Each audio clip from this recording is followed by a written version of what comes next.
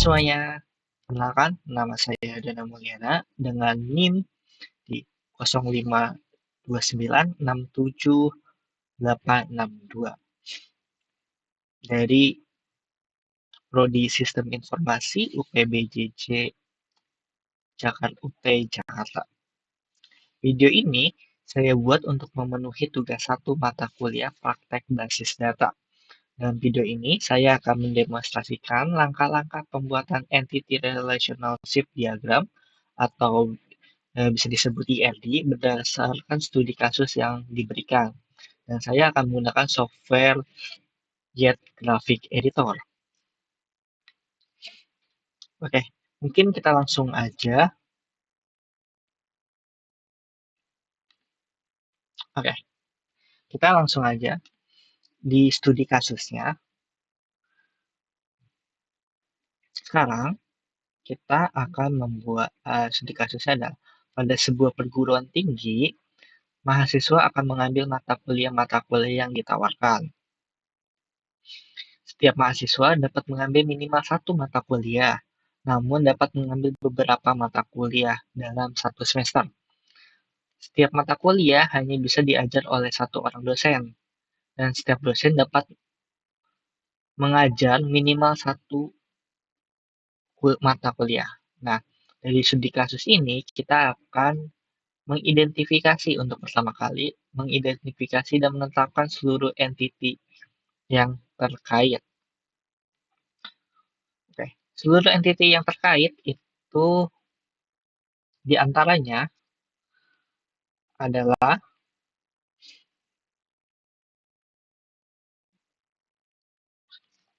mahasiswa yang pasti, terus ada dosen, dan ada mata kuliah.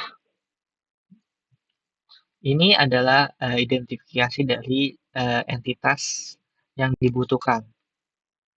Nah, di YET sendiri kita juga akan membuat entity untuk mempresentasikan apa yang tadi studi kasus kita sampaikan. Di YET sendiri kita tambahin entity, kita drag ke sini.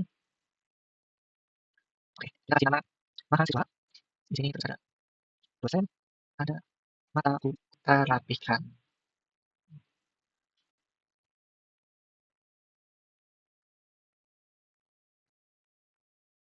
Oke, nah di sini kita sudah membuat 3 entity yang sesuai dengan identifikasi pertama kita, yaitu mahasiswa, dosen, dan mata kuliah. Oke, langkah kedua, kita akan menentukan atribut-atribut atau field masing-masing dari entity beserta kuncinya. Pada tahap kedua ini, kita kan tadi berhasil ya di tahap 1 identifikasinya. Di tahap kedua ini, kita akan membuat atribut masing-masing tiap entity. Oke, atribut pertama yaitu mahasiswa. Mahasiswa ini memiliki atribut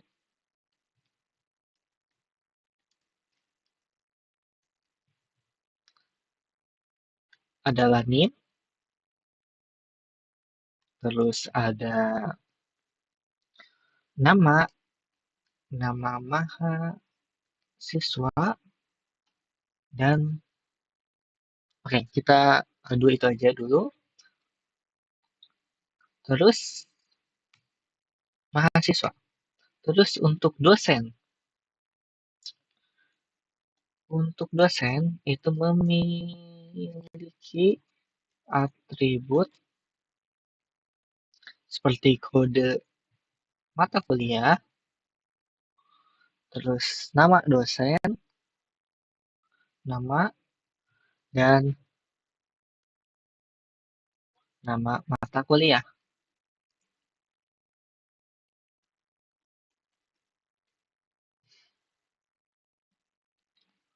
Untuk mata kuliah,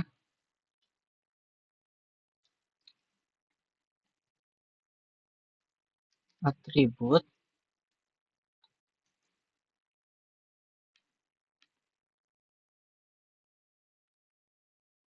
Sorry, ini salah. Ini atributnya nama NID, nomor induk dosen, dan nomor induk dan nama dosennya.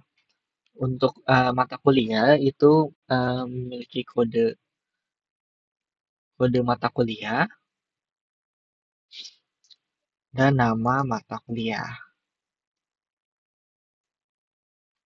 Nah, ini adalah atribut-atribut field dari masing-masing entitas beserta kunci key-nya untuk atributnya. Oke, di Yet ini kita akan juga menambahkan atribut-atribut di setiap entity yang tadi sudah kita definisikan. Kita mulai dari mahasiswa, menggunakan atribut dua ya, dua atribut yaitu NIM dan nama mahasiswa. Oke, kita ada pesan yang jelas.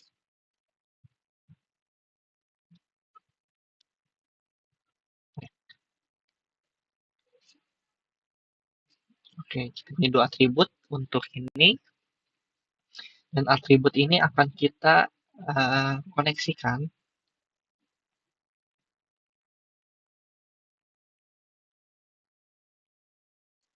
Oh ya, oke, kita sudah memiliki nama mahasiswa, kita akan koneksikan ke mahasiswa, terus kita akan koneksikan NIM ke mahasiswa. Nah, atribut ini akan sudah connect, maka kita juga akan membuat atribut untuk mata kuliah.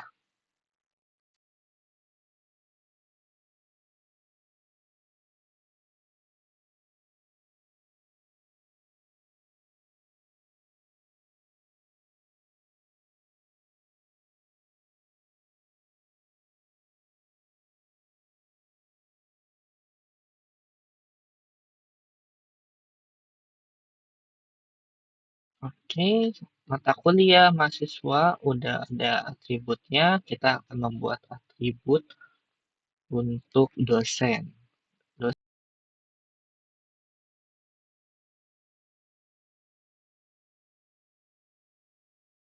Entitas mahasiswa, mata kuliah, dan dosen ini sudah mempunyai atributnya sendiri.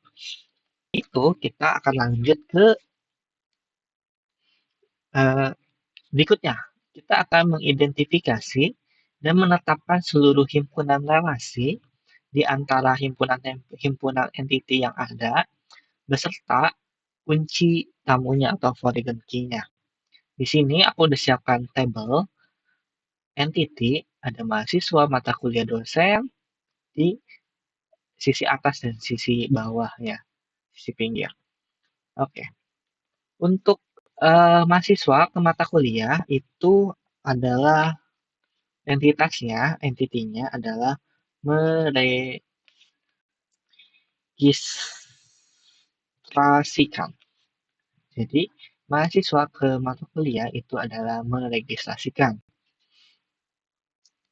Untuk mata kuliah, itu untuk di mahasiswanya sendiri, itu adalah diregistrasi, dan dari dosen sendiri ke mata kuliah adalah diajarkan.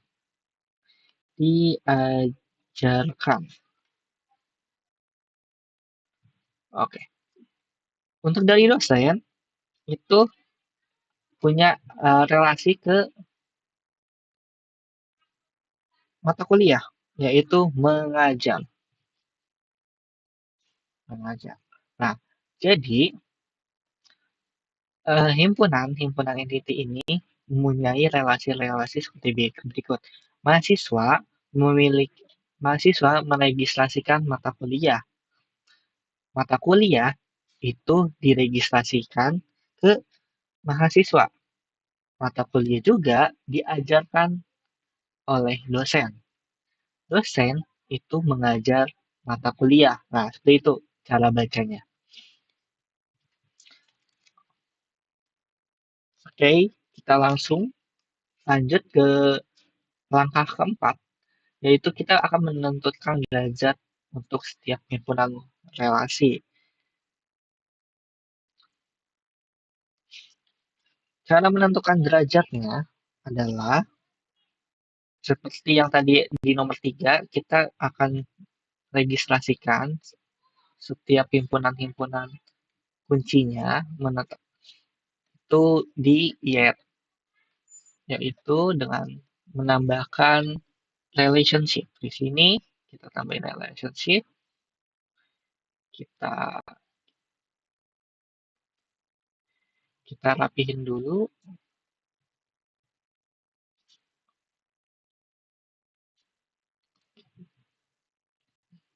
kita agak rapikan terlebih dahulu, kita pinggirkan, kita tambahkan di sini relationship.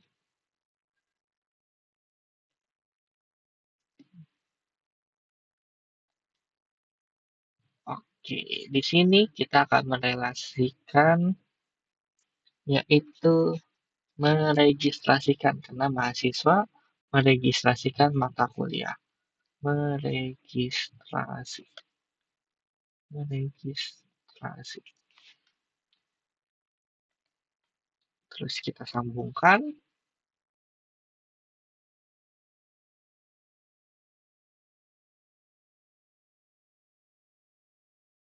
Terus untuk mata kuliah dan dosen itu adalah mengajar untuk relasinya.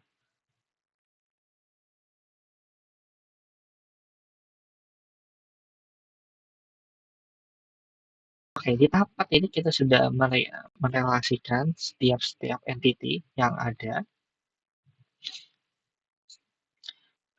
Oke, dalam kasus ini juga kita akan memahami relasi-relasi one-to-one, banyak one-to-many, dan many-to-many ya.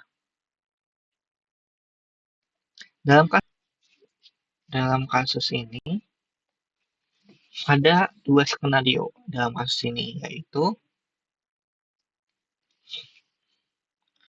banyak mahasiswa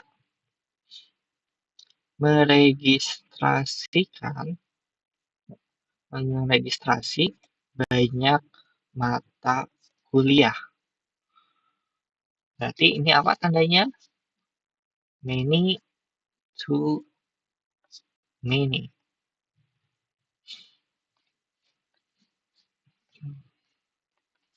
Terus juga di kasus ini juga ada banyak dosen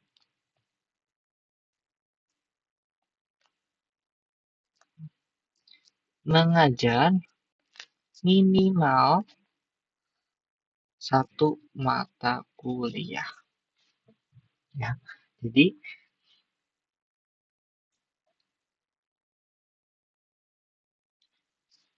banyak dosen mengajar satu mata kuliah. Ini kita kasih tandanya. Nah,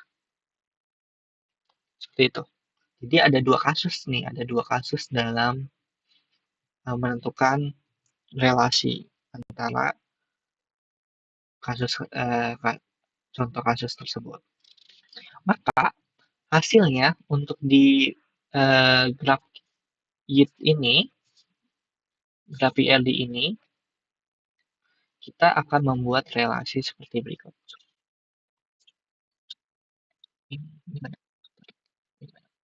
Terus ini. Oke, jadi untuk relasinya akan seperti ini. Satu mahasiswa itu akan banyak meregistrasikan mata kuliah. Sebaliknya, banyak mata kuliah itu hanya diregistrasikan oleh satu mahasiswa ya. Bacanya seperti itu. Oke, sekarang kita akan lanjut ke berikutnya. Kita akan melengkapi himpunan entitas dan himpunan relasi dengan atribut-atribut deskriptif atau non-key ya di sini. Jika relasi setiap entity memiliki nilai atribut banyak ke banyak atau MN ya, itu maka relasi tersebut berubah berubah menjadi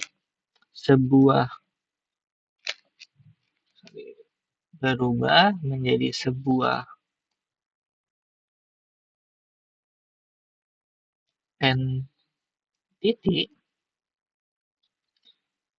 dan atributnya adalah primary key dari setiap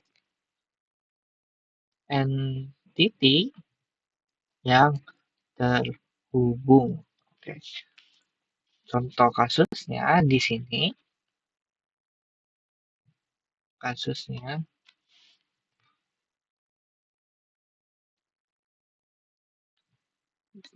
contoh kasusnya di sini adalah banyak mahasiswa ini meregistrasikan banyak mata kuliah ya.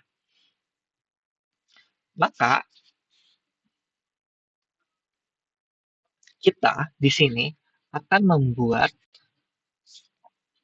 relasi baru, akan membuat entity baru yang mempresentasikan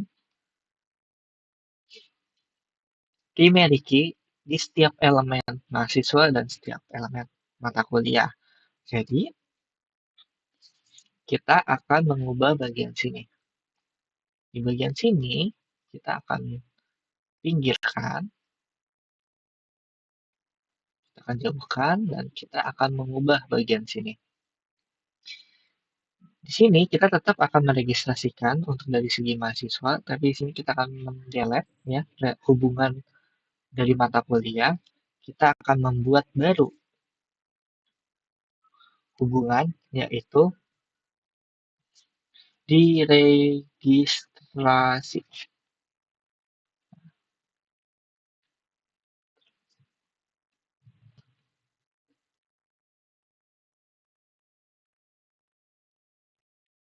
Nah, jadi kita akan membuat relasi diregistrasi untuk mata kuliah. Gitu. Kita akan menambahkan ini dan juga kita akan menambahkan entity di sini. Entity baru yaitu registrasi mata kuliah.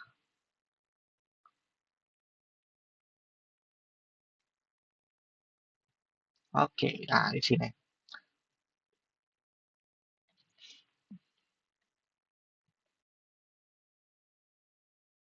Di mata kuliah juga kita harus menambahkan atribut dia ya. Atributnya itu akan diambil dari setiap atribut yang ada di mata kuliah dan ada di mahasiswa. Di mahasiswa kita akan mengambil min-nya.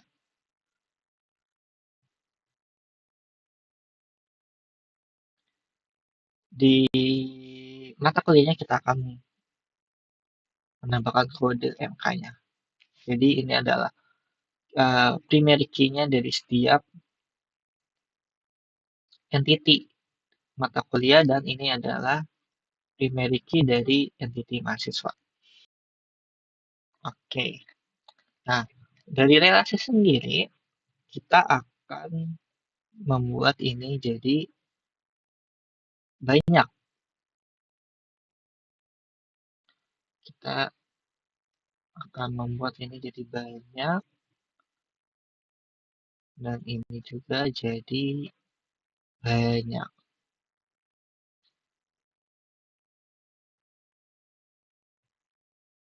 Nah, di sini hanya diregistrasikan satu aja.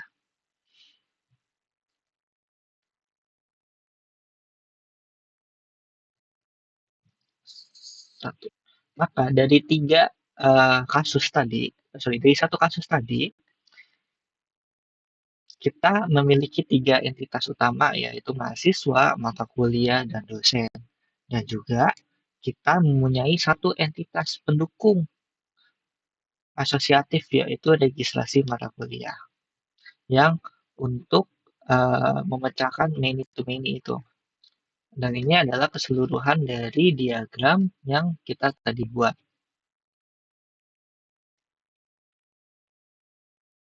Oke, oke, demikian presentasi pengerjaan tugas satu praktek basis data saya. Kita telah berhasil tadi merancang GLD dari studi kasus, mengidentifikasi identitas, atribut, relasi, sehingga menentukan polygon key dan menggunakan Get Graphic Editor. Semoga video ini bermanfaat. Terima kasih atas perhatiannya. Terima kasih.